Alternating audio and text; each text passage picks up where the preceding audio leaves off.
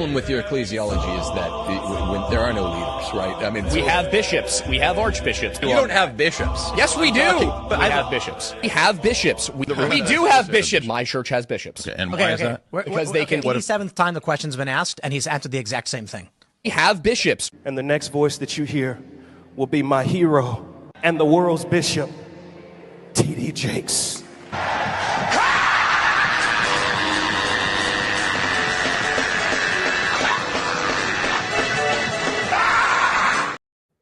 You gotta love a good Taffy intro. Yeah, there you go. We recycled the unused Taffy intro from last night from AB. I feel bad for Taffy because he's kind of stuck making the AB intros at this point. What a debacle that show was last night. Yeah, right. Yeah, well, hello everyone. Welcome to a new crusade. Today I'm here talking with Anthony. We're going to kind of just go for something a little bit more casual. I normally try to talk to people about like really specific topics, but I kind of just have some general questions I want to kind of ask you about. And I guess starting first off, we might as well get into it since the intro just played. How do you feel about what happened last night? Personally, I kind of had a hard time watching it. So I woke up last night about 2 a.m. and I had this like feeling of guilt. Couldn't explain it. Like I had this feeling like I felt dirty. Like I needed to go to confession. And I realized what it was.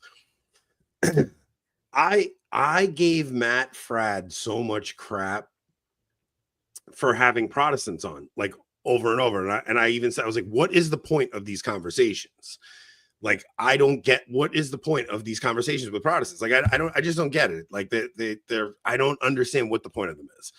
I even jokingly called his podcast Pints with Protestants one time, like just trying to break his chops a little. So what happened with this was we wanted to get the guy from Lore Lodge on ever since he made those comments about me. So he made those comments about me, and I just thought, and Rob had told me that he actually watches the show, and I was like, oh, maybe we'll just get him on one day and we'll talk about his podcast. And then that debate happened, and I had a conversation with him after the debate because I was just like, yeah, dude, I wouldn't want to be in a debate with Tim Gordon and Jay Dyer either. And somebody was like, you should have him on. I was like, I would have him on. I don't care, but I just said it as a throwaway. And then he came on. And then like 5 minutes in, I was like, where's this conversation going? Like, where is this conversation going? Like, I didn't even want to get into like a Catholic debate with him because it was just like, he just doesn't even understand the arguments. So it was just kind of silly. So then like 20 minutes in, I was like, let's just get off this. Like, I don't even want to talk about this. They started asking about his podcast, and then the comments just started ripping me. They're like, you didn't ask him this. And I was like, all right, you guys want me to fight with him? I'll fight with him. I don't really care, like whatever. But I tried to like throw some things out there, but I actually I woke up at 2 a.m. I fell asleep at 11 and I woke up at 2 a.m. and I could not go back to bed. Like I am on zero sleep right now because I just had this nagging feeling about like, what was the point of that conversation? And it's like, look, you host a podcast, especially early on, you'd have those episodes where you get off and you're just like, oh, that was a terrible episode, man. But we haven't had one of those in a long time. Like our shows now are like even a bad night. If we're having a bad night and there's like nothing to talk about, I'll break out like stories from my youth and I'll tell some crazy story about my childhood, or like I know how to make a show entertaining if there's even nothing to talk about. But last night was the first time we had a show where I was just like, that was just a bad show. And we tried to fix it on locals and try to talk about politics. But the thing is, his podcast is he does research on a very specific topic. He goes in with a written script and he does these 45-minute episodes. So this is why Rob likes his show. And he's going into like disappearances in national parks and things like that. So like if you're going into a thing like that where it's pre-scripted, you know what you're getting to, it's edited, it's not live. That's a very different thing from what me and Rob do. And what me and Rob do, you need somebody that's good at conversation and can make something engaging. And I just don't know if he has enough practice doing that. It's like there really is an art form to conversation where if something's like, I felt like the whole episode, I just felt like this is just every explanation he gave, I was just like, okay. Yeah. And I just had no like desire to even get into anything with him. So you know what? Every once in a while you have a bomb episode. That was a bomb episode. What are you gonna do? This is what it is. Yeah. He said that you did the Freemason Heretic episode to run from Anthony Padua Radtrad. No, that's Anthony Radtrad. Here's what actually happened with him. I was supposed to do Monday with him, but I had already pushed you off last week. I was supposed to do you last week, and then I forgot that I had him booked, and I didn't want to cancel on you again. And I can't do more than 3 a week. Like it's just the burnout I'll get is just insane. So I just asked Anthony if we could push it off a week or two, because I'm actually interested in having a conversation with him. Like I do want to talk to a sedevacantists. Like I don't think sedevacantists are crazy. I don't think that their thesis is outlandish. I just haven't come to myself, but I have way more in common with the sedevacantist than I do with the kid from Lore Lodge. You know what I mean? Mm-hmm. The Catholic. Yeah, well, I like him a lot. I haven't talked with him like in a video or anything, but I've interacted with him a lot, and I like him a lot. He's a good dude. Yeah, he's a really nice guy. Yeah. Yeah, I just think that the issue is that, like, I think if you wanted last night to go well, you would have basically had to have just asked him to like explain a story from episodes he had done already, or like stuff like that, you know, because like you said, his stuff is so hyper specific.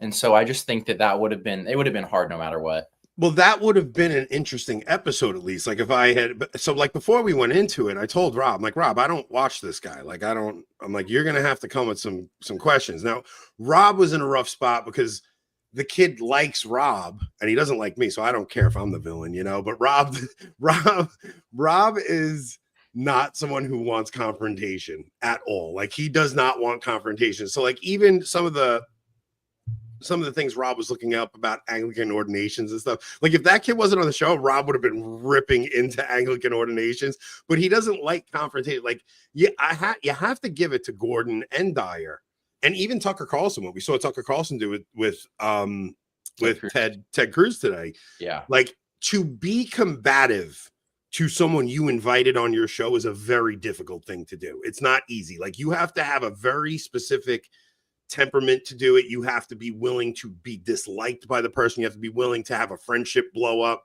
I'm typically not like that. Like I don't know. Italians just kind of like want everybody to get along. You know, it's like, I wasn't looking to be combative with the guy, but he's just so ridiculous that it was almost like too stupid to even engage with him. So yeah, I don't want to, I don't know. I don't like him. I don't want to talk bad about him. You know, he knows I don't like him.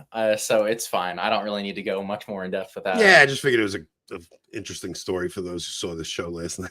Yeah, for sure. Some people said, there was a few people who said it was the worst ever, and a few people who said it wasn't the worst ever. So it's whatever, you know. You're gonna get those, and for the people that tuned out, you gotta tune out sometimes. Like you're not gonna like every episode, you're not gonna like every guest. Sometimes they suck. What are you gonna do? Yeah. We'll be back on Thursday. Yeah, exactly. Yeah, for sure. All right, so for something I kind of wanted to ask you about, so one of the things that a lot of people have commented on, especially pretty much since the election, is that I feel like, I mean, obviously everyone's been going under a political evolution or development. But I feel like, especially watching you, I've seen a lot of your kind of politics change. I feel like even in just the last 6 months, 8 months, maybe it's just natural and it's kind of your feelings. Maybe you've thought about it and you have some thesis or something. I'm curious kind of how you feel about that. Before the election, like a few months before the election, I wasn't even going to vote. I was like, this is all just nonsense. Like, I don't believe any of it. And I'll tell you, when that stupid assassination attempt happened, I got caught up in the hype. And I was like, this is like, I don't know. I got caught up in the hype. Like I just did, I'm going to admit it. And then there was this, I had a bit of excitement around the election. And I was like, all right, maybe we'll actually get something done. And it took about, I would say, even the first month where he got in, there was like a lot of great things, all those executive orders he was signing and stuff. And then I just saw what was happening with Ukraine wasn't getting fixed. I saw every single one of those executive orders he signed wasn't actually getting put into law. Congress wasn't passing anything. And I just saw everything as just kayfabe. Like everything's fake. Like I don't even know if that assassination attempt was real. I'm fairly convinced that they could have easily made it just look like an assassination attempt. And this whole thing's just been a setup. Like it was almost we forget Trump was the president during COVID when all the sacraments were shut down. Like this is biblical stuff, right? Then he loses that election. It was stolen from him and he comes back in this historic win. And it's like the story of it is too much almost. And I just started seeing through the story of it and just being like, this is just pro wrestling. Then on top of that, they bring out Hulk Hogan during the freaking like, so where I'm at now is all of this is complete nonsense. Trump is a legitimate puppet of Israel. I don't trust any politicians. None of them have, there's nothing that this country is on a trajectory that cannot be stopped right now. I don't know what comes after. I don't. Yeah. I have no idea like what happens after this, but I'm fairly convinced that America as we know it cannot continue to exist anymore.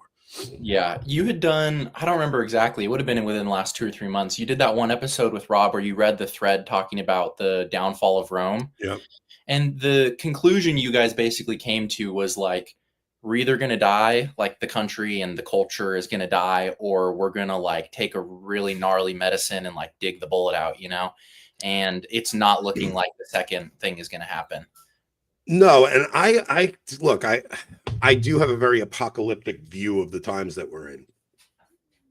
So, like, I do think COVID was a foreshadow, and the shot was a foreshadow of something worse that's going to come. Like, I think there will be another event. I don't know what it will be, but I think there'll be another event where everybody has to get on board with the thing they're telling us we have to do. And if you don't do it, you're not going to be allowed to go and buy and sell stuff. Now, I don't know if that will be another type or if that will be the final thing. I don't know. I'm not like a theologian or anything. I just see the way our country is acting. And it's like Elon comes in with Doge and he's like, we're going to cut out the waste, fraud, and abuse. And then they go and they pass a budget that's even bigger than the last one. And none of the waste, fraud, and abuse is actually cut out. So like when you see the extravagance of the way that our country spends money, none of them are taking saving the country seriously whatsoever, remotely at all. They are spending money on the most ridiculously insane things. They're still sending money off for gender studies in Pakistan and things like that. And all of it is just CIA operatives that are taking this money and using it to foment revolution in other countries because America thinks it is the empire that rules the world. And I can't help but see it as the beast of the apocalypse, with the whore being Israel riding the beast. I don't know. It's just a hard image to get out of my head. Yeah, I see a lot of where you're coming from with that. I don't think I really disagree with any of those points specifically. I don't know. For me, I've kind of accepted that's where we're at. And I agree with you. I got kind of caught up in a lot of the election stuff too. And I almost kind of hoped for a moment. And there was kind of this this Lord of the Rings, like we're the Fellowship and we got Trump in and you know, the ring is going to the mountain. And then it was just like, oh no, like, oh, some random orc killed Frodo and now the ring is gone, you know? So it's kind of like, yeah, I feel stupid for having hoped. And no, Seti Picante, I'm not going through my Dave Smith phase. I'm not a libertarian. That's not what it is. I legit see this apocalyptically, and I see it. I don't dislike Israel because America gives them money. I think from listening to Maudsley that the state of Israel is the kingdom of Satan on earth. Like that's really where I'm at. Like it's not, I think that this is way bigger of a thing than any of us really understand, because especially with when you see like the bloodlust of the Protestants, like the Protestant Zionists scare the living crap out of me, because so much of our foreign policy is because of this insane theology that they have. And when you think back to how much I fell for the propaganda, going back 20 years, like where I would have been on board with all of the stupid wars in the Middle East. It's not about the American money going into it. It's that Israel's literally controlling what happens in our country. They're like, every single politician cannot wait to get on their knees to support Israel. It's like, oh, we support Israel. It's mind-boggling to witness. I don't understand how people can't look at that and go, what the hell is going on? Like, this is preternatural. It's not normal. This is not how rational people behave. Yeah. Well, and I think it's ridiculous. You saw, I think it was for New York mayor, whatever the mayor thing was, where they were doing like that debate on TV with all the candidates for mayor. And then the only guy who they said, where would you go on vacation? Where would you visit? Oh, I would love to go on my 5th trip to Israel. I'd love to go on my 3rd trip to Israel. I've never been to Israel. And then isn't he like a giant leftist? The only guy who said anything else is like a communist or whatever. And so it's like, what are we doing here? The mayor of a city needs to go to a foreign country. You can't get elected in New York without Jewish support, though. Yeah. So I don't know if but it just goes to show you how much power they hold in this political sphere. It's like the conversation that Ted Cruz had with Tucker today. It was like, I am running on this platform. I am the first one to support Israel. I cannot wait to support. It's like, why? Why do you want to support Israel? I don't understand this. And it's like the excitement that comes when Israel drops bombs on Iran. It's like, man, I don't know. We've been through this for too many years for people to still be playing this game. Well, and it really blows my mind. So I had come from before I converted, I came from like a non-denominational background, like Baptist style, which is very friendly to that. And I mean, most of the people in my life still think Israel is our greatest ally.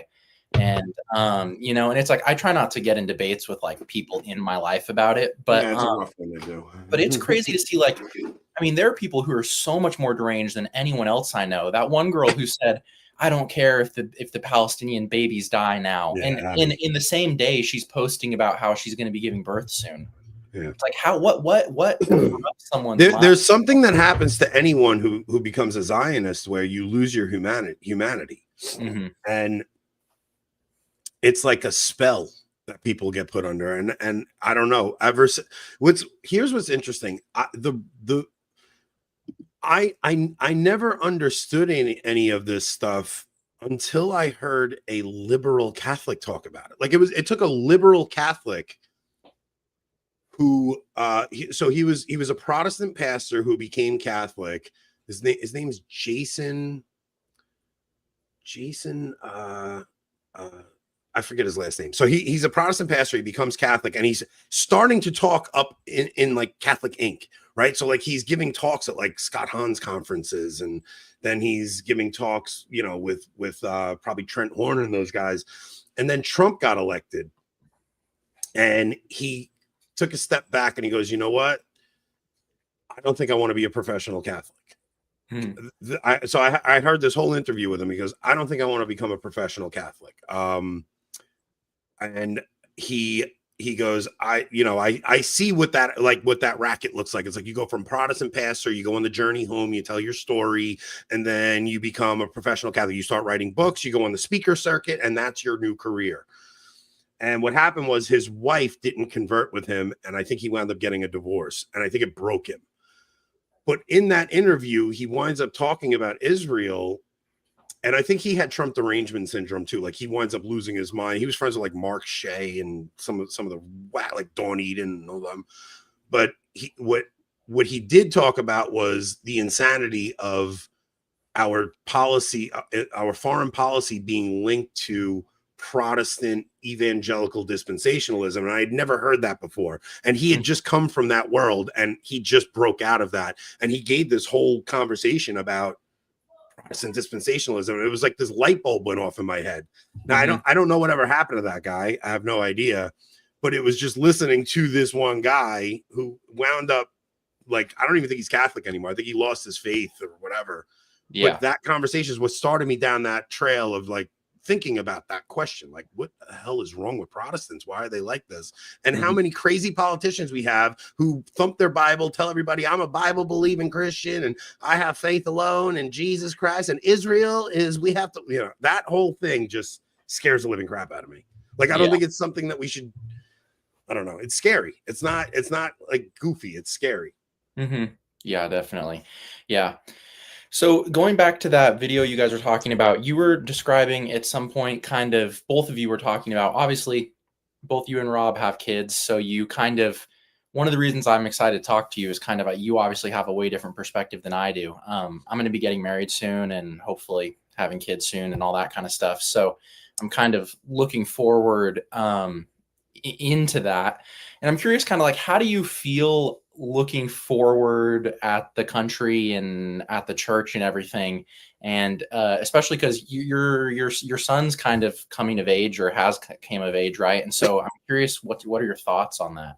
So one of the scariest questions, one of the differences in Rob and I is that my kids are older and Rob's kids are younger. And I've noticed, like, having conversations with people with younger kids, they almost don't want to touch the doom and gloom stuff that I do, because they're like, dude, I have little kids. Like, I want to have hope for their future. I just can't help but see it that way. I'm very worried about them, but I also do recognize that because my kids are older, if something crazy happens and we got to get on the fly and run, my kids are capable of carrying themselves. I don't have to pick up strollers. I don't have to pack car seats. I could just literally just tell them, get in the car and let's go. But the thing that scares me more is, even if I'm wrong about the apocalyptic stuff, is just the trajectory our country is financially. And I have a 19-year-old son and I live on Long Island, and there's no chance he's going to be able to afford to buy a home on Long Island. So what does that mean about my grandkids? So, like, if my son gets married and has to afford a home, he's got to go move to the Midwest somewhere to afford a home. So at that point, it's like, I can't stay where I am. I'm going to have to. So I think what me and my wife are doing is, I have like 10 years left of work before I can actually retire. And we're going to kind of play that out and see where our kids end up and hope that they end up close to each other. And maybe we just relocate to wherever they go, because I don't see any chance of them being able to own a home on Long Island unless the housing market crashes and the economy fixes itself and something happens, because the way it's going now, I have a younger brother who's 27. He's 27. He works at the same job I do. So he makes comparable money, but he could never buy a house. I was lucky enough to buy my house 10 years ago when it was $385,000, and my house now is worth $800,000. And it's like, how the hell did that happen in 8 years? Like, it's not even like, it's mind-bogglingly absurd. It's not really what my house is worth. My house is probably worth less than what I actually paid for it. It's just this inflated fake number. So it's like, and it only works out for me if I sell here and go move to the Midwest, which I'm not doing now. So who knows? Yeah. Yeah, that's very similar for me where I live. It's, I mean, we're growing up, my family has become more successful over time, thankfully, and has kind of been able to maintain a lot of that. And so because of that, like, the prices of the houses we've lived in have gone up. But even just, I mean, I remember probably around 10 years ago, we bought a house and it was like $300,000, like you were saying.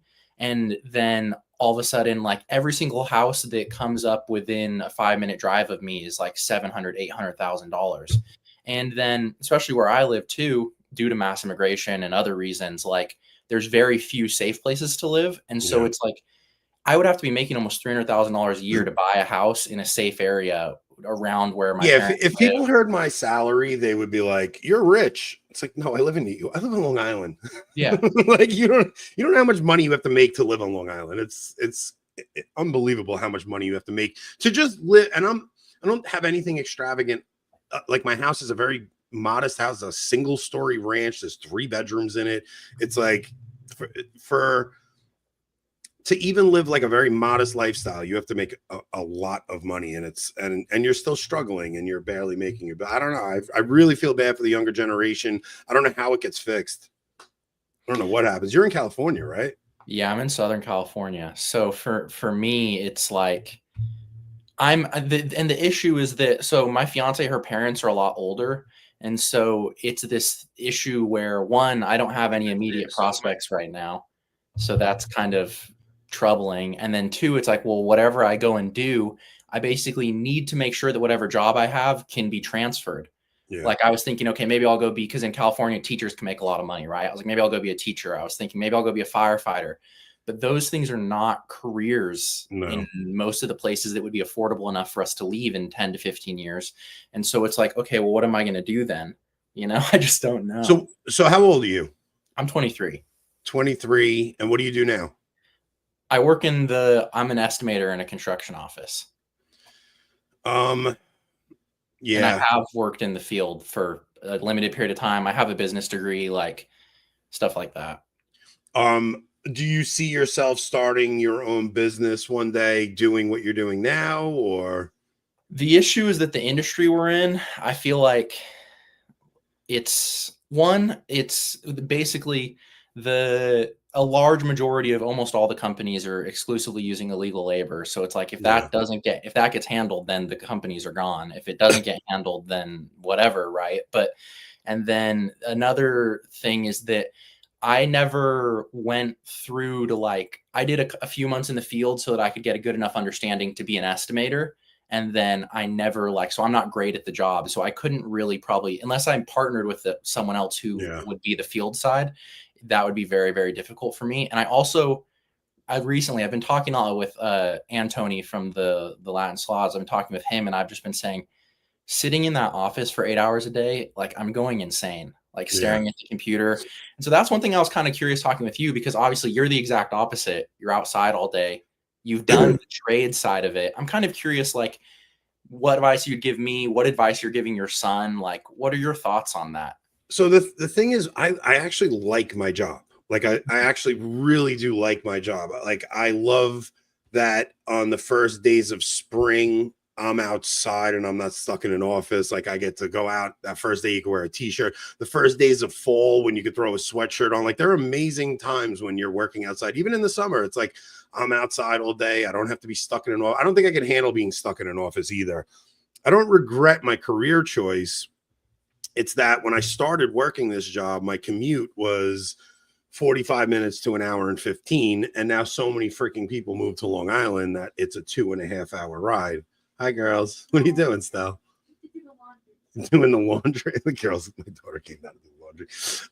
But what happened is, over time, that commute became upwards of 2 to 2.5 hours. So it's not something I want my son to get into, because you don't realize what a commute like that does to you. It drains the life out of you. Yeah.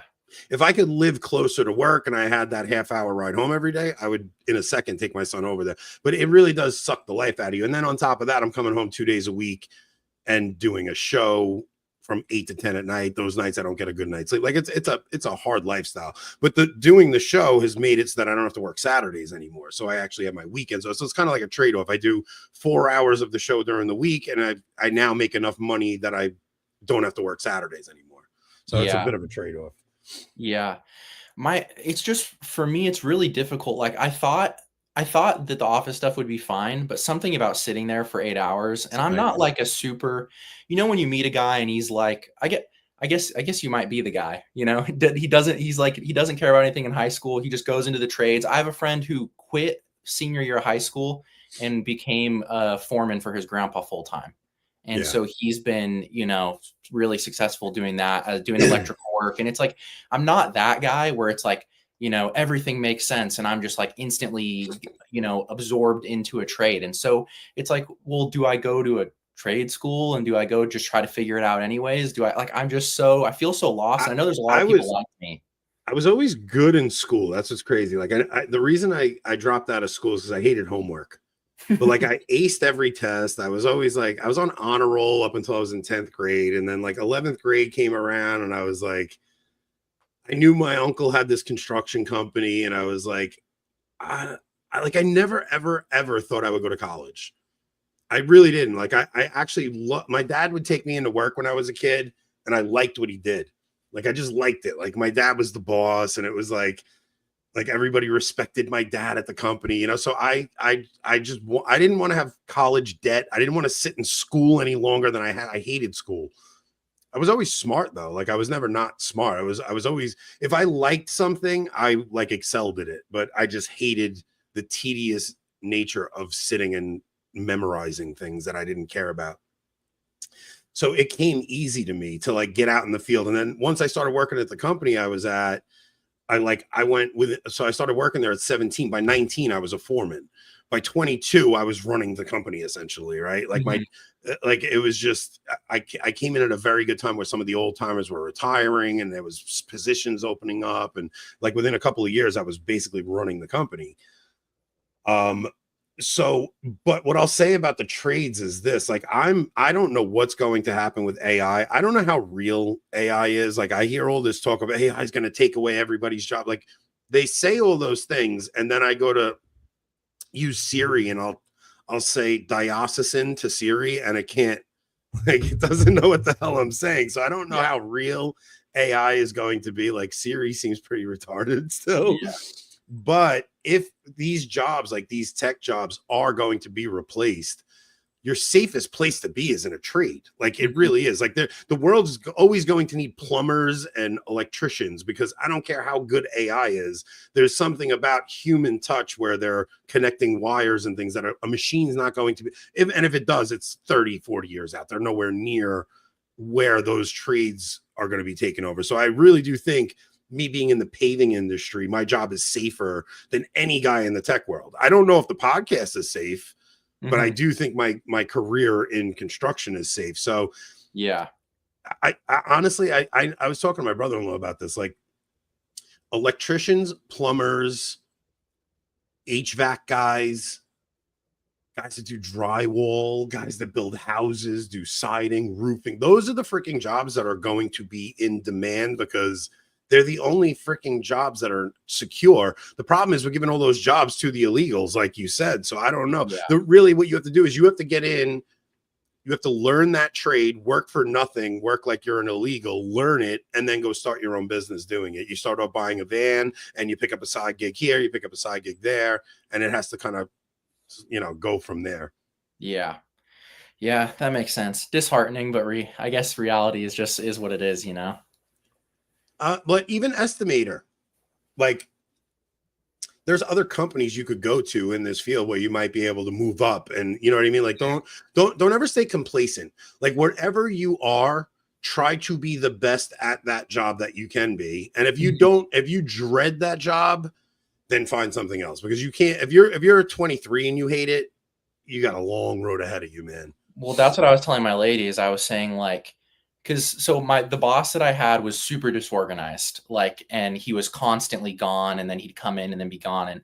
And so I was like, okay, well, do I dislike the work? Do I dislike being in an office? Do I dislike the way my boss organizes things? And then I got a new boss, and he's super organized and super structured. And I'm like, man, this still sucks. I was like, I really appreciate how structured and easy he is to work with.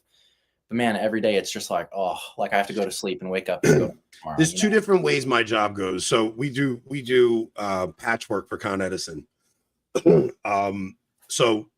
Some days I'll have to do 20 different locations where I'm doing like a 10x5 patch on this location, a 20x7 on this location. Those days are tedious to me. My favorite days are when I'm paving an entire roadway a mile long. I got to get 800 tons of asphalt put in. I'm running the paver and I'm out talking with the men. So like, if I had to just sit in my pickup truck going from stop to stop, just doing paperwork every single day of my life, I would lose it pretty fast. Like, I love that I do get the mix up. Like, some days I do want to be in the pickup, because like, especially after I do a show, like if I, on Wednesday and Fridays, I really like that I'm just in my pickup and I don't have to do much. But like the Mondays and Thursdays, like I want to get out there and be like out with the men, talk. Like, sitting at a desk all day, especially staring at a screen, kills you, man. Like, it does something to your brain that when you come home, you're just like a zombie and you can't function. You can't communicate well with people. When you're out talking with people, some of the best shows I have are the days where I'm out talking with my guys and they'll tell me something about their life, and that will lead to a conversation about Catholicism indirectly, because I work with a lot of younger guys who are just getting married. They just had kids and they're fighting with their girls, and I'm able to,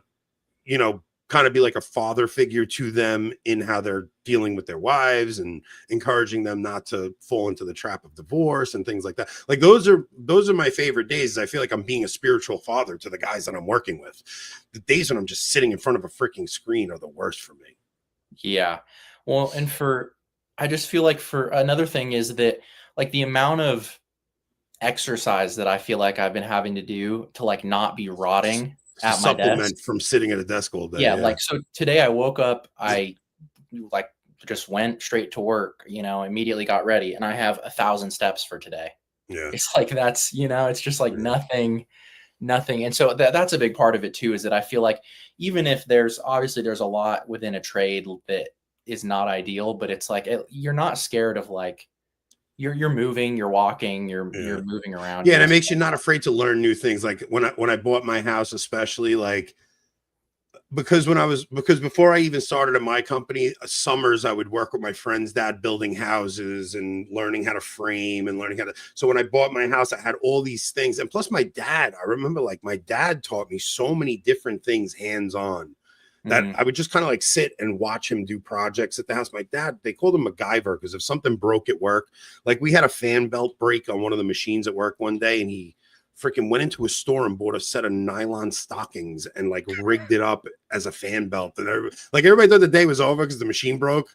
They're like, oh, the day's over, the machine broke. And my dad just walks into a freaking women's clothing store and buys a set of nylon stockings and rigs up a fan belt to like fix the freaking machine for the day. And it was like seeing him problem solve and watching him, because I have 8 siblings. So like we had to chop our house up where like our garage was made into 3 bedrooms. And my dad did all that work himself. And I remember helping him with it. So when I bought my house, I was able to frame out my basement and do my basement. Like doing things with your hands. There's no more satisfying feeling than completing a project with your own hands. So I told everybody my boat broke, right?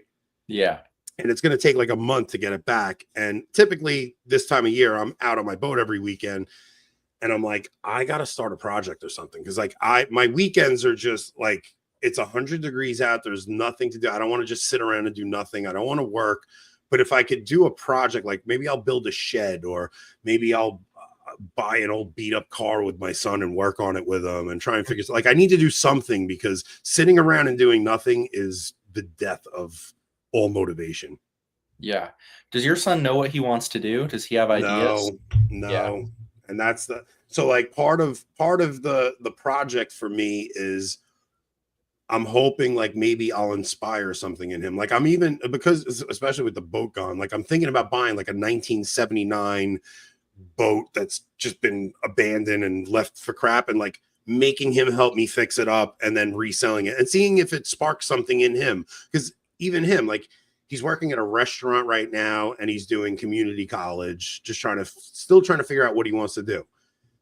But he's so freaking smart. He has so many talents. He's got like him and his friends built this freaking poker table recently. And like when I see him do stuff like that, that's like creative, I'm like, all right, this kid's got something in him that he can do something. He just kind of needs a little bit of focus. Right? I mean, he just got out of high school. He's like, but I gotta try and see what I'm gonna help focus him on to get him, because he could start a business. He's smart enough to. He just doesn't know what it should be yet. Yeah, that makes a lot of sense. That's kind of how I feel. I technically went to school.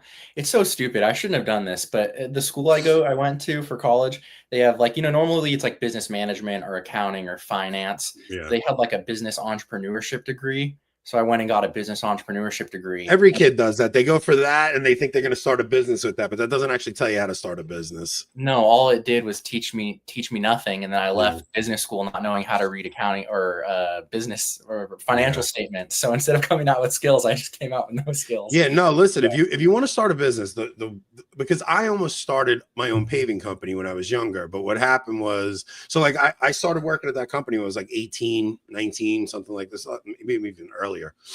And when I was young, I had all this motivation, and my uncle would let me use his equipment on weekends. So I would pick up side jobs and I started paving on the side. And then my wife got pregnant.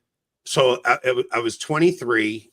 I just got married. My son was born, and I had to make a decision. Like, what do you want to do with your life? Like, do you want to start a business and then you are running your own paving company?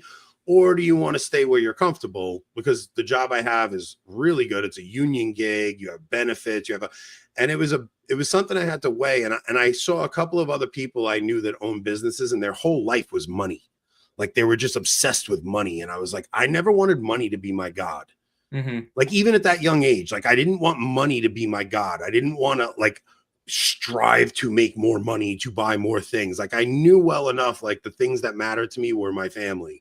And I kind of loved that when I got done with work, I went home at the end of the day and work was done. Like I didn't have to deal with phone calls. I didn't have to have angry customers upset with me because they got a puddle in their driveway because we didn't pave the job right, things like that. Because the side jobs were starting to do that. Like when you're doing paving, you're doing it for private customers, and all of a sudden this guy's not happy because it rained last night and there's a tiny little puddle in the it's like, so now I'm getting phone calls dealing with that. And plus I'm trying to work my regular job. And I was just like, you know what? I'm going to take a step away from the side work and I'm just going to work my regular job, see if my uncle let me work Saturdays. And so that was my life. I worked 6 days a week. I worked Monday through Saturday and I was able to provide for my family. Mm-hmm. But that life is hard too, man. Like it's a trade-off you're making. It's, you know, so. Mm-hmm. But. Yeah, that makes a lot of sense. Yeah. My little brother is 3 years younger than I am, so he'll be 20 soon. And he's kind of like that. He doesn't really know what he wants to do and isn't really doing a whole lot of anything. So it's like, but I don't even necessarily blame him, because it's like I felt like I was getting a lot done for a long time. I graduated college in 3 years and I went and did a bunch of different stuff. And then, but once I was done with like the thing on that track, I was like, okay, well, what do I do now? And I was like, well, maybe I'll do this. And I was like, no, this sucks. Maybe I'll do this. Maybe I'll do this. And I try all these things. And then you realize that college degree doesn't actually qualify you to do anything on top of that. Yeah. It's not like, oh, I got this college degree, so now I'm entitled to a job making good money. It doesn't really work like that. So I would say, listen, no matter what trade you pick, like if you could get a job working with a fence guy, go and do it for a summer. Like the job you have now is something you could always go back to. Maybe not with this company, but now you have a little experience doing that. So you could get a gig doing that again. Before you're married, go work with a construction company doing something. Like what I'm serious. Like go find a fencing company, go find a guy doing siding, doing roofing, anything. Learn that trade and try to save some money up to buy a stupid work van. And just, dude, it's as simple as just throwing an advertisement out there, and then all of a sudden people are calling you to get the job done. It's just that simple. Or you're on a job and the neighbor comes over, the boss left, and the neighbor comes over. Hey, can you give me an estimate on my roof too? Yeah, I'll give you an estimate. You don't tell the boss, and you just go and do that one on the side. But it's not. I mean, it sounds like dishonest, but that's how every single business gets started. Yeah, 100%. It's a worker realizing, hey, wait a minute, I'm killing myself to make this guy rich because he gets to leave the job site at 10 a.m. and go take a nap. Yeah. And now the next door neighbor came over and they want something done. And it's like, that's how every single entrepreneur gets their start. They learn a business by working with someone. And every business owner has to worry about this too. It's like, you get talented guys. If you don't take care of them, they're going to steal your business and run. And it's just the way it works. So it's like, yeah, that makes sense. It gives me a lot to think about. Yeah. That's good to think about. Taffy says I look like I could own a landscaping business, which is well, not just that. What's your nationality? What's your background? So I'm not I don't know my biological dad. So, but I did the 23andMe. So I'm 77% types of European, and then I'm like a little bit of other stuff, and most of the other stuff is like Indio, like Mexican Indian. So a lot, and then I'm also a lot out of the European, a lot of it's Spanish. So a big chunk of it is. So you sitting behind a desk, you're going to be 350 pounds if you continue. Just telling you. It's just the way it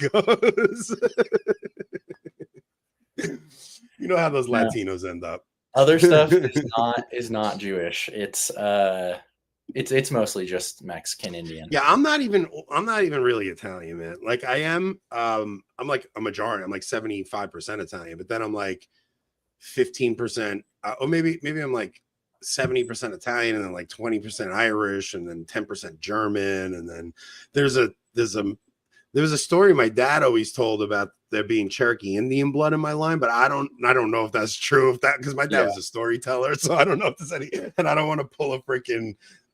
What's her name? Pretending to have some Indian heritage. Yeah, Elizabeth Warren. Yeah, that's fair. He said, Lewis said 350 pounds is generous. Yeah. I don't know. So one thing I'm kind of curious about, so it seems like you live around a lot of your family, right? Yeah. Is that something that was kind of intentional? Did it just come about that way? Were your parents No, it's always like, you guys need to stick around here? I'm kind of curious how. no, it's a miracle is what it is. Is that my mom's dad owned the paving company. My mom's brother took it over. My dad worked there, and now me and every one of my brothers work there. So what kept the family close is that we all have a career at the same company, and that is what kept us local. I have a sister who married a guy who doesn't do what I do, and they moved down to Florida. But other than that, the rest of my sisters stayed local. But it was the company. Like, so it's like, because I remember my grandfather arguing with my mom. My mom was always very Catholic. Like Catholicism is just in my veins, bro. Like from childhood. And my grandfather was an atheist, and he would argue with my mom, and he'd go, well, how come God blesses me? Like I'm an atheist, and how come God was so good to me? And he's, and he's not good to these people. And my mom said to him, like, did you ever think God is good to you so that you could be good to other people and keep your family around? Like, my grandfather was always generous and always took care of all of us. And even my uncle, if I ever went to my uncle in a jam and needed something, like he would never say no. And he's an atheist too. And I tell him all the time, I'm like, you may say you're an atheist, but I see like the good deeds you do. You know what I mean? Like, he does good deeds for people all the time because he wants to be able to have some treasure in heaven. Like, and he doesn't brag about it. He doesn't tell anybody about it. Like, but I'll catch him do, like, I know he gives money to people all the time and does that. And I'm like, I see his charitable givings. And I think all of that is in his subconscious, that he's like, I think deep in his heart, we all know, like, when you do something and don't brag about it, like, you do build up treasure in heaven. It's if you look for accolades on this planet, you've received your reward already. But if you're doing things for people without telling anybody about it, like, that is your treasure in heaven. And those are the things that will shine on. So even the atheist, I think, does those things as a bit of insurance. It may not work, but I think that everybody has that intuition. They recognize the reality that's there, even if they're not willing to admit it. Every heart knows. That makes sense. That's something that I had appreciated a lot growing up, was that growing up, my family all lived in the same town, or a lot of them did at least. And then over time, same thing. It's at the point where, literally nobody lives near us anymore. We are the only people who have stayed in that area.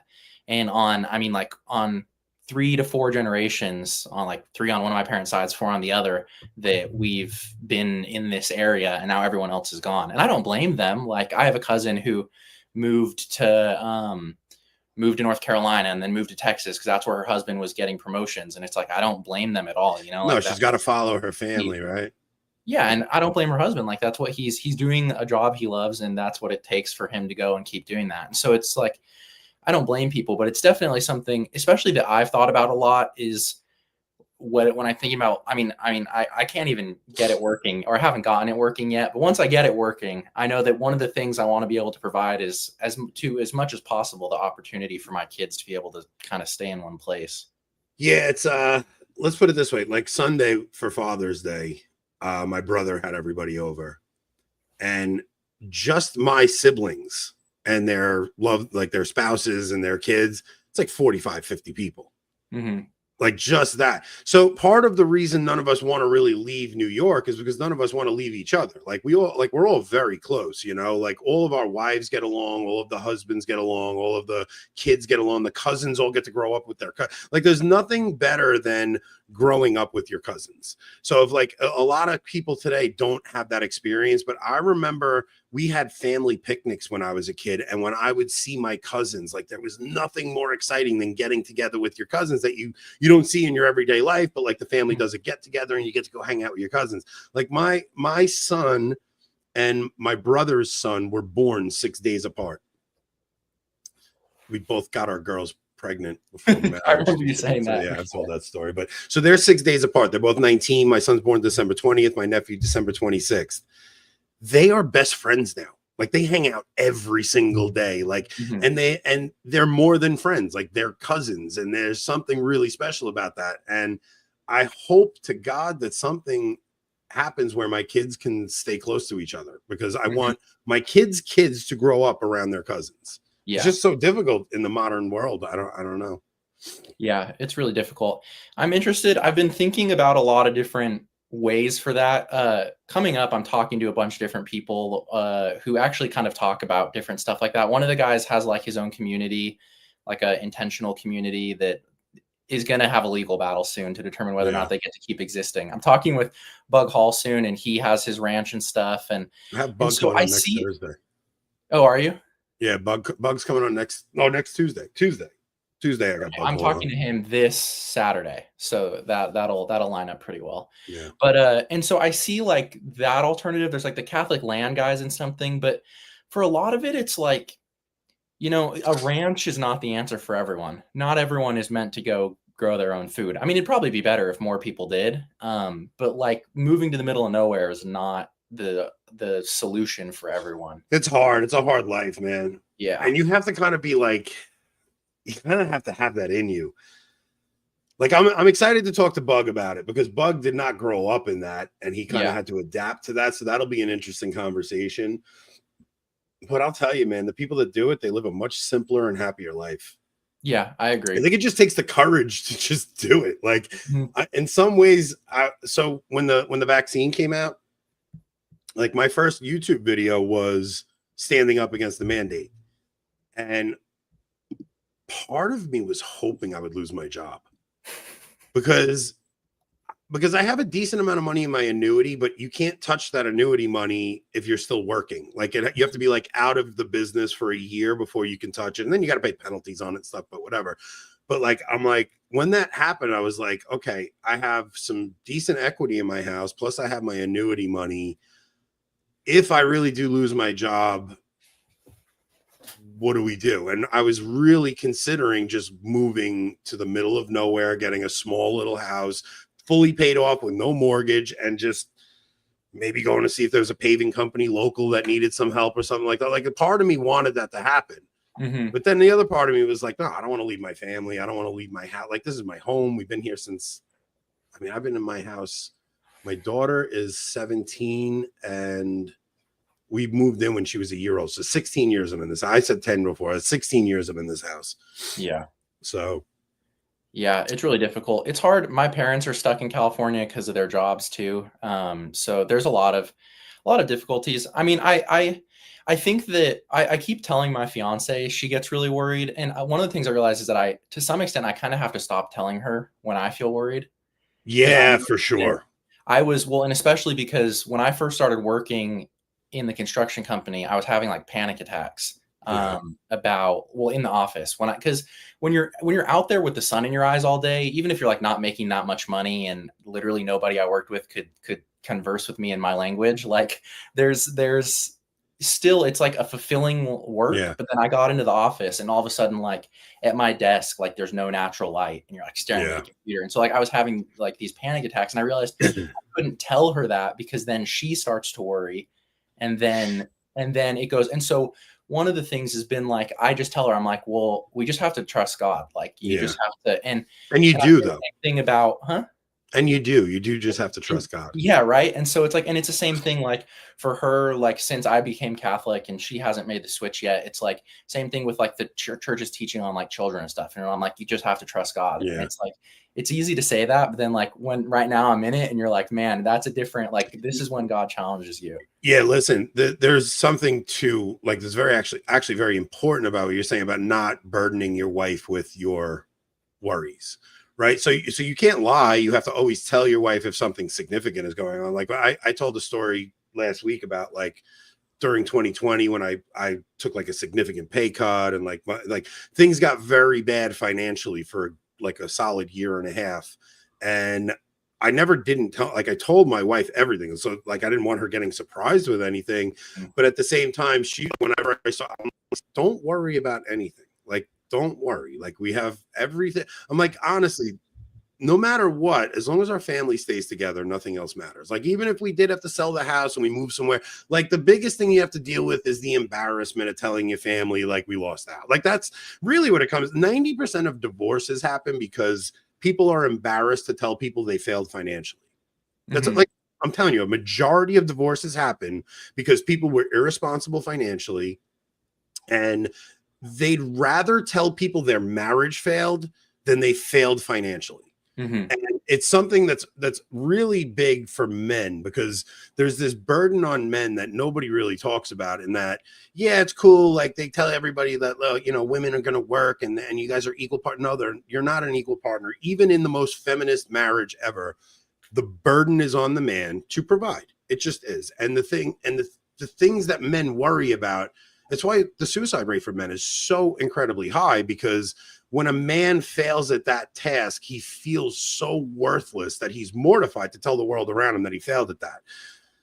So, but you do have to keep that worry off your wife, because women will lose their crap and they'll tell everybody about it. So you do have to maintain an element of, okay, as much worry as I'm dealing with, just kind of run to God with it, run to St. Joseph with it. Like, I've never had God not answer one of my prayers, whether they're financial or a crisis of faith or anything, my marriage falling apart. Like, I had some really rough years, and every single time I've prayed and fasted and really just trusted God in it, he's answered my prayers. So, I mean, it's hard for me to not just have total trust in God, because he's done it for me so many times. But it's not easy to be a man, dude. I you know, and I don't think people talk about it enough, but I understand the men who do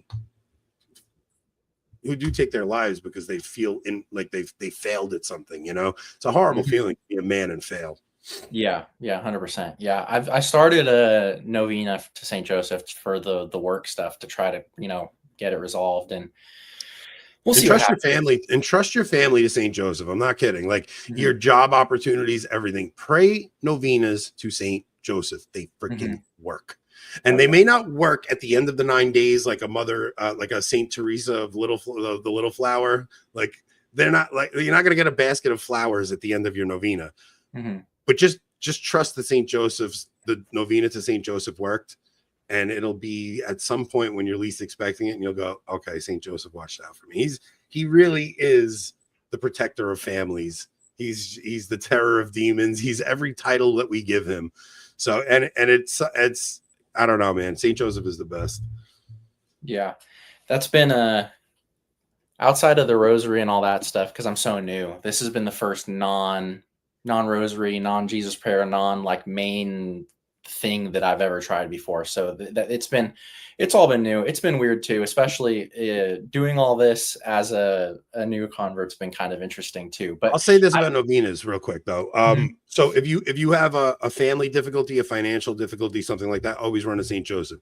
If you are looking for an answer to something, like if you have a decision to make and there's one choice or another, pray a novena to the Little Flower, and she'll answer your novena. Like, she really does. Yeah, I was gonna say, yeah, I mean, that's just new to me, so I don't have anything to elaborate on that, I guess. Yeah, it's been, I don't know, it's weird. I see people, and it's like, I was talking to Tony about this recently. He had posted that he had an opportunity that he wasn't able to, or that he didn't get chosen for. And we were really kind of just, I guess, sitting with each other and talking about it, you know, and about how I was feeling and how he had thought he was going to be able to go forth and do that. And it's like, it's really interesting. And at the same time, I see people, and I have a friend, and kind of like what I was saying, he went and started doing HVAC stuff, and now he's doing refrigeration, and he does like they're like the size of like a Costco, but it's only distribution refrigeration. So it's like a Costco, and the whole thing is just a refrigerator. So he's doing this stuff on that. And so I see them succeeding, and I'm like, okay, I know it's there. It's just like, and I mean, these guys, none of my friends don't have anything that I don't have. Like, we're all in the same kind of realm of quality of person. And it's like, so it's just getting from A to B. I think that's kind of, I'm telling you, man, like, while you're young, before you have the burden of owning a home, things like that, like, take a shot at a few different things. Like Yeah. he did HVAC. HVAC's a great one, man. I'm telling you, everybody's needs duct work put in and all that. Like, it's just one of those gigs. Like, even if it's not a union gig, you start off and work like, work like an illegal, whatever. Bro, the illegals don't get paid nothing, especially the qualified ones. Like, don't think it's like, oh, I hired a Mexican, I don't have to pay them anything. Those guys are still making good money. Like, you go pick up a day laborer, you still got to give them $200. They're not making money. You know what I mean? Mm-hmm. You're working 5 days a week, bringing home $1,000 a week cash. That's decent money that these guys bring home. Mm-hmm. And if you learn the trade, like I said, you'll wind up, once you learn the trade, as soon as somebody around needs something done, you go, oh, now I know how to do that. And I can actually offer to do that. And it may even start with a family member or something needs the thing that you actually know how to do now. And that's your first experimental project. And you charge them just costs because you want to see if you could actually do it without your boss telling you how to do it. And then next thing you know, you go for a business loan, or you ask a family member who has money, hey, would you be willing to back me in this thing? Like, the one thing my son has going for him is he's got family around him that if he comes up with a good idea, people will invest in him. So if he comes up with a good business idea, he won't struggle to find money to invest in this business. He just has to figure out what the hell he wants to do. Yeah, for sure. I'm curious. So your really big reversion was what roughly what year? It's hard to say because I've had several reversions throughout my life. It's like right when it's when I say reversion, like I was never not Catholic. Yeah. Like even in my years away from the sacraments, I never wasn't Catholic. Like, I always knew the Eucharist was truly Christ present. I always knew I had to get married in a Catholic church. Like, I knew enough to never think Catholicism wasn't the true faith. I just strayed from the sacraments for several periods of my life.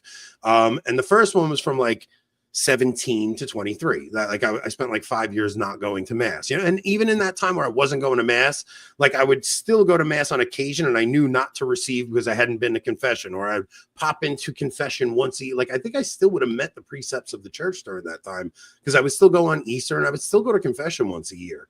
Mm-hmm. But I just wasn't taking my faith serious. It was kind of like I was living as though God didn't exist, even though I knew he existed. Yeah. But my first big reversion happened right around the time I got married, and I had to go and speak with the priest, and I had to agree my wife had to agree to raise the children Catholic. So that was like a mini like coming back to the church. And after we got married, I did go back to mass for a year or so, and then life got the better of me, and then I drifted away for a couple of years, and then I was on my way home from a bender from Atlantic City, and I was listening to Protestant radio. I lost a bunch of money, and I just gave my life to Jesus Christ like a Protestant in my like mid-20s. And then I came home, and I remember like kind of falling away. And I remember asking my mom, like, Mom, can you lose your salvation? Because like I had this amazing high of an experience, and I was back at church, and I felt great. And then kind of like the nonsense of life caught up, and I missed mass again. And I every time I left the sacraments, my life plummeted. It was like nobody has more proof of the reality of the sacraments than me, because every time I left the sacraments, things would fall apart. Like the fighting with my wife would pick up, and I would do things I would never normally do. I started stealing overtime and things, like just stupid things that I would never do when I was going to the sacraments. And then I discovered like Scott Hahn's conversion tape. And then I just like delved deep into and I was doing Bible studies, and I was like, and that was when I really learned my Catholic faith. And that was from like 27 to probably 35 or so. I mean, it was, the last time I left the sacraments was for about a year period. And it was right after Amoris Laetitia came out. And it was just because I was just so like demoralized from Francis that I was just like, I just don't even care about this anymore. And I stopped going to mass. And then same thing happened. My life, so it was like God was so merciful to let my life just completely spin out of control every time I would leave the sacraments. And then when I came back in 2017, it was like I came back to the TLM, and I've never left since. Like as soon as I found the Latin Mass, it was like the stability I had been looking for my entire life. And it's like now if I won't miss mass, I won't miss this. If I ever fall into any kind of mortal sin, I'm right at confession. And I go to confession once a month now, regardless. Like it's just given me a stability to my sacramental life and my home life that I could never have had before. And plus the podcast, man, just like talking regularly with friends about God is one of the most healthy things you can do for your spiritual life. Mm-hmm. Yeah, that makes a lot of sense. I'm curious. So, your wife was Lutheran. Yeah. But to what so because obviously you're always talking. I had to explain this to my in-laws. Yeah. I had to explain this to my they were in-laws. very nominal. They weren't like hardcore Lutherans. They were So just go ahead. I feel a lot of connection to that because my fiance was like is was nominally Protestant her whole life, and her family stopped going due to like personal reasons pretty early, and then we met each other at a non-denominational Christian high school. So like we know we it's always been a part of it, but it's like not. And I was also, when we first started dating, we've been dating for 5 years, and so it's like since that I was always pretty terrible the whole time. And so it's like, and now I've just gotten serious in like the last year and a half. And so I can kind of see some similarities from like your stories and stuff.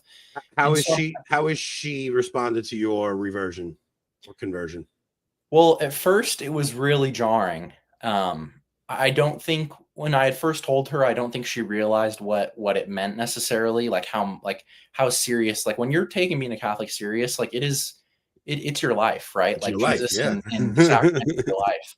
And so like there's been things like trying to explain, like, yes, we're in Hawaii, but I need to go to mass, like, and stuff like that, right? Like, yes, we're in Vegas, but you can go, if you don't want to come, like, I would prefer you to come with me, but if you want to go play blackjack, I'm going to go and go to church. So it's like there's kind of been that stuff. But honestly, I feel really happy where we're at because she comes with me every single week. She does a sign of the cross at all the time, all the times she knows the divine liturgy at this point. And so it's like, I always tell her she gets kind of bothered. She doesn't like being told to do anything. And so it's like typical broad. My wife is right. And so I'll say, you're going to be Catholic. She's like, no, like you can't just blah, blah. And I'm like, well, it's just going to happen. I said, and especially I feel once we get married, and I think especially, I can't imagine that she will feel watching the kids receive communion if we can have kids and not being a part of that.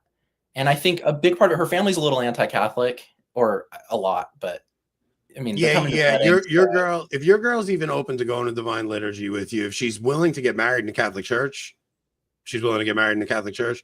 There's going to be something about witnessing you take your faith seriously that'll just have an effect on her. It just will. Mm-hmm. It's similar to like Mike Pantile.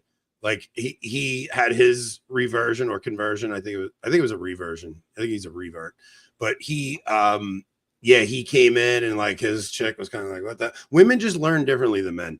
It's just not as mental for them. Like we need like the proof of the apologetics, and we need to know, okay, well, how did this work through history and all that stuff. It's going to be very emotional and feelings based for her. But I'd honestly trust her conversion to Our Lady. Yeah. Like just honest, like seriously trust her conversion to Our Lady and she'll convert. Yeah. It's funny because for me, it was all one of the reasons I get so mad at Trent Horn is because Trent Horn is who converted me. And so, or like from a practical perspective, watching him do a debate is what made me finally realize that I couldn't stand where I was. So seeing his Catholic Answers is indispensable for those first coming into the faith. Like they really are. I as much as I tease those guys, like they provide a very important ministry towards people who are like looking to come into the faith or questioning Catholicism, things like that. Like it really, and I understand people's attachment to those guys because I have those attachments to Scott Hahn because he led to my conversion, and I understand all of that. When I tease Trent, it doesn't mean I don't like Trent either. Like it's like people think like if I tease somebody, I usually only tease people I like. it's like I'm not gonna. I'll only tease somebody if I think they can take the joke, and if I have a conversation with, they know I'm just kidding. Like I'm not going to break someone's chops if I think they're going to get butthurt and throw a fit. Like that's just, I don't like the confrontation. I'd rather just break chops with people I think have a sense of humor about it. So yeah. But yeah, no, I take many issues with Trent's positions on Zionism, and I don't think he would describe himself as a Zionist, but even his position on anti-Semitism and things like that, like those are my major issues with Trent. And the mutual submission stuff. Like I think those are really big errors. But other than that, I think he's a faithful Catholic, and I think he's doing his best to live out his faith, you know? Yeah. But that's kind of how I had come in. And I've noticed that one of the things that I guess either God graced my mind or I was smart enough to come up with on my own was to stop talking to my lady about arguments and apologetics, because it was putting such a huge wedge between us. And the two things that have helped her the most, or that have made her the most friendly and have increased her happiness of being at church, is, well, one, when we first started going, the specific parish we were at was dying really, really badly. There was literally nobody younger than 30 there. We were the only ones. And since then, a lot more people have started coming. And then I've made a lot of Catholic friends who have wives. And so her meeting Catholic women, and then actually her getting to know the priests. So like when we knew my priest at the parish who catechized me, but then we met technically the pastor is from another parish of that church. And so we had to go to him for the wedding prep. And she's like, oh, wow, he's actually really, really nice and really normal. And not keep bringing her around Catholic women, dude. That is huge, because you don't know how to talk to her like the way they will. Like they'll tell her about some experience they had about the Holy Spirit or something. It'll just hit differently for her. Like my mom had such a big part of my wife's conversion. There were several things, but my mom has always been like this spiritual lighthouse to my wife. Even when my wife wasn't Catholic yet, like my mom was just something that she just always trusted my mom. So when my mom would tell her something, my wife just trusted her. Where when I would tell her something, she thinks I was being combative, and it's just how women are. It took my wife a while to go from even becoming Catholic to understanding how different the role of husband and wife is. We both had a lot of like feminism to get rid of, and it's just over the past 3 years or so, it's just really, she's just completely understood it, you know, like that it's just preposterous to think that like there's mutual submission is just so absurd. Yeah, it's ridiculous. Just silly. Like my wife's at the point now where she's like, I don't want to know what's going on with the bills. I don't want to know what's going on with anything. She loves that she can trust me to lead her in everything. She's like, I don't care. I don't have to worry about anything anymore. If you tell me I need to do this devotion, I do the devotion. If you tell me we got to go to this church, I go to this church.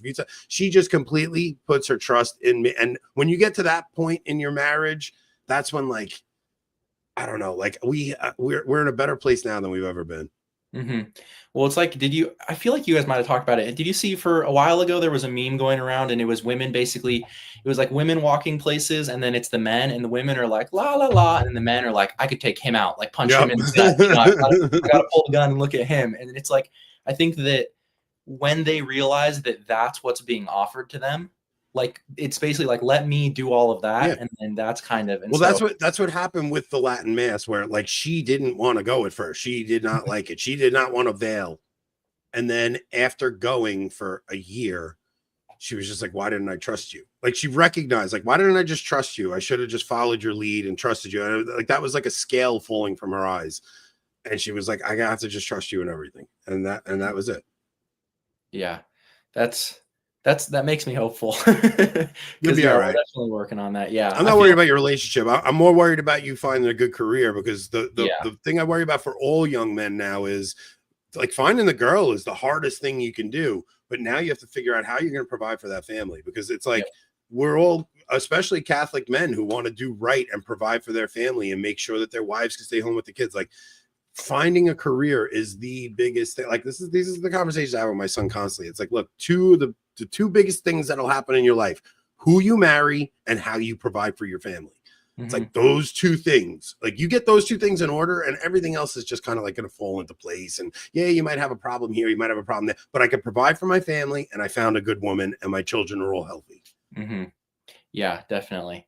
That makes a lot of sense. It's yeah, I think it's so funny. I see that. So my great grandpa was an apprentice sign painter, billboard painter, and he was never anything but like a journeyman, like apprentice billboard painter. He never went very high in it, and he sent 6 Catholic kids to Catholic school and to college, and it's just like, wow. And then I see my grandpa, and he almost had the beginning of it where he was he was gone all the time. He was never home, but everyone lived in a big house and was super comfortable. And then with my parents, like both of them work, but they're both around a decent amount. And it's like trying to go back, not even just 1 generation or 2 generations, but I mean, it's like 100 years. If you're really trying to, like, I mean, in a perfect world, I don't want my fiance working, you know? So it's like, it's definitely a serious thing. Why don't you start a house painting business? It's like, it's so low entry level to get in. It's like, watch a bunch of YouTube videos to watch some techniques that different house painters use. Buy what equipment you're going to need. I mean, it's not like you're talking about buying paving machines. Like $1,000, you get everything you need for painting. You can run it out of your car early on and then just start painting, telling people, hey, I paint houses. And then you got to learn how to spackle a little bit. Like these are entry level things where you could actually start your own business and get going. You know, like for anybody, so maybe you're not going to do that, but like anybody that's like, these are things that young men need. Like the trades suck if you're just a laborer in that trade. But if you can run that trade, you're now looking at a position where you can not only provide for a family, you can help others provide for their families. Like that's a good feeling too. When you own a business and you're helping others, like, you know. Yeah. What do you think about Taffy right here? It's amazing. I'm darker than you, huh? Yeah, well, I got in the summer or in the sun a little bit, but I don't get out much in the sun. So I think if I did, I would be pretty. My life is in the sun. My life is in the sun. I love it. It's the one good thing. Like I'll even in the winter, I'm dark. Like my face is, at least, you know, not my arms and stuff. That's fair. I feel like I've covered most of the stuff I want. Is there anything else you think would be good to go over? No, you're a good interviewer though, man. Like this was much better than our episode last night. That's for sure. Like when you look up and you see an hour and 15 went by and it kind of went by quick. That was a good show. It's a good episode. Thank you. Yeah, I appreciate it. That's actually one thing. I don't want to have to rely on this, but I definitely think that, like, kind of what you're talking about, what AB does for you now, it's like, if I could have something like that from this, it definitely at least takes a little bit of the pressure off. But I'm not trying to rely on this. Okay, I don't want to. I will say this before we get off. Avoiding Babylon has done a lot of things for me. It's provided a small income. Like you're never going to make good money doing this. Like the guys who make good money doing this also write books. They also have like a guy like Taylor. Taylor doesn't make his money on YouTube. Like he makes some money on YouTube, but that's not where he's. Taylor makes his money at the St. Thomas Institute, and he's a freaking author of like a dozen books, right? Tim Gordon, same thing. He's written books and he's producing documentaries, and like that's where he makes the majority of his income. But what Avoiding Babylon has done, like I said, it's provided so that I don't have to work Saturdays anymore. You know what I mean? Like it's given me enough income where I have now more time with my family. I've made a ton of friendships. It's like a men's group for me where now I get to talk about Catholicism with other Catholics. It's like, that is such an important thing for men to do. Even though some of the stuff we talk about is gossip and it's like, not gossip, but like church drama and things like that. But it's the episodes where we go into locals and then me and Rob just start talking about something that's like we do have profound moments on that show.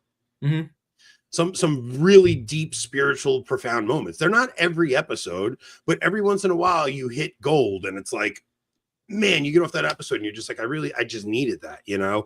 And I think it's really important for men to do that. Now, I think you're also in a very saturated market and it's difficult to get people to want to watch you, which is why I want to help you guys. Like I remember early on. Like if it wasn't for Taylor and Tim and Matt Gaspers and Eric Sammons and all those guys coming on my show when I had 500 subscribers or 300 subscribers, like if it wasn't for them doing that, I didn't never reach the next plateau. Then Father Isaac came on with us. And then like the more guests you get, the more high profile guests you get, the more people go, oh, I kind of like his interview style. And then eventually people actually tune in just for you. Like the early days are people tuning in for the guests you get on, but then eventually people like you. And now I'm in a position where me coming on your show is making people want to check your show out because I'm the guest on your show. It's a tricky thing to do, but it takes consistency and you have to like it. Like, and I really do like it. Like there's some episodes where I don't, and there's sometimes where I'm exhausted and I don't want to, but then there's sometimes where I just get on and I'm like, thank God I have somewhere to go and talk to people about what's going on right now because I need to vent. And it's a really good outlet to vent on. Yeah. Black Monk Rosaries wants to let you know that he tunes in for me. All right. Well, who's the guest? What's the topic tomorrow? And then you said, I think we got Cavazos coming back on tomorrow. Tomorrow we'll probably talk Tucker Carlson and insanity of the Protestant dispensationalists right now. I'm assuming that'll be at least a portion of the show, and then I haven't really so my routine is on show day I will just go start scrolling and seeing, okay, what's everybody talking about, and then I'll send Rob 55 different things and he'll go, dude, we have enough, and I'll go, yeah, you think we have enough, but you don't, because you don't know when a conversation is going to go nowhere, so you need to find another thing to talk about. It's like it's different when you have a guest. When you have a guest, you could make a conversation, but when it's just me and Rob trying to do topics, I need to have 50, 60 things in there just in case. You never know where a conversation is going to go. So that's what I'll do tomorrow. But I'm assuming Tucker interview is a good one to go through. Yeah. Is Nick going to talk tomorrow? Nick will talk tomorrow. I want to get a little life update from Nick. Today's Nick's birthday. Nick turned 27 today. So if you guys see him on the socials, shout him a happy birthday. Nick Cavazos. All right. Well, just I'll let everyone know what I'm doing and then we can close out. So I'm talking to Bug Hall on Saturday, and then next week I'm going to be talking to Jeff Putnam, the guy who writes the Catholic guy who writes the action books. Here, wait, I have one of his books right here. This guy, he writes like Indiana Jones style action books. Oh, I've had Jeff Putnam on. Yeah, so I'm going to have him on. I'm having Arvol on, who's a fake Catholic, but he does political stuff that I'm interested in. He runs an intentional community. I'm going to be talking with him. And then we'll have American Reform on the week after that. And then we have TR Sartorial. He's a Catholic menswear designer. He makes shoes and he makes ties to match the liturgical year. So your tie can match the priest's vestments every week. Oh, and cool. He was arrested by the FBI for January 6th. So a lot of interesting conversations coming up. They're all pointing out because Jeff Putnam, when he was on our show, it got really awkward between him and Nick. Oh, really? Yeah, because Jeff was like, I don't think it matters if you go to the Novus Ordo or the Latin Mass. Like, and Nick was just like, I'm like, well, this is awkward. It's really, really awkward. Nick starts the different religions. Nick was just problematic. He was not happy, man. It was a rough episode. We should have had Jeff on without Nick. That would have been a better idea, but. All right. Well, thank you everyone for tuning in. This has been me with Anthony. I hope you guys enjoyed it. It seems like everyone enjoyed it. I was told by everyone in the comments that I need to get, at the barest minimum, a buy me a coffee link. So I'll have that ready for you guys next time. If someone wants to talk about it. I got to say something about that. I have a buy me a coffee link. None of you bums have bought me a coffee yet. I'm just telling you. Not one person has bought me a coffee yet. Jim Payne is my favorite person ever, but he didn't buy me a coffee. He did something way better than that. But nobody has bought me a coffee yet. All right. Well, I'll have that link ready for you next time I'm live. So thank you guys and have a great rest of your weeks. Thanks for having me on, bro.